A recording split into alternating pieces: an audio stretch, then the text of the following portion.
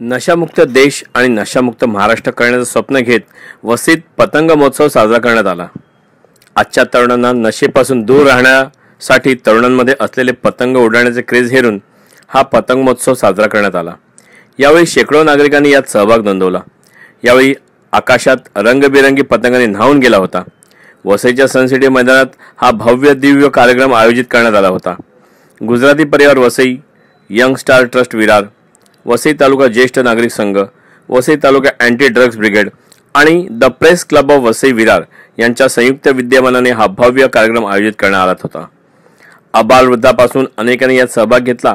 विशेष म्हणजे या पतंग महोत्सवात पतंग उडवण्याचा मोह पालघरचे पोलीस अधीक्षक गौरव सिंग आणि नालासोपाराचे आमदार क्षितिज ठाकूर यांनीही आवरला नाही। त्यांनीही मनमुराद पतंग उडवली। सालाबादप्रमाणे यंदाही आपण पतंग महोत्सव आयोजित केलेला आहे।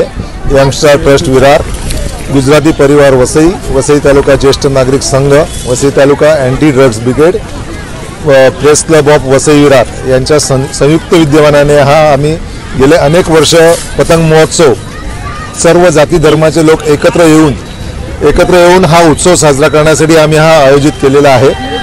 यावर्षीचं वैशिष्ट्य म्हणजे जे तरुणांमध्ये व्यसनाधीनता जी वाढलेली आहे, ड्रग्स जे वाढलेलं आहे त्याच्यावर कंट्रोल करणं, ते बंद करणं हा आमचा मेन उद्देश आहे। हा आमचा संदेश लोकांपर्यंत पोहोचावा हा आज या पतंग महोत्सवाचा मुख्य उद्देश आहे।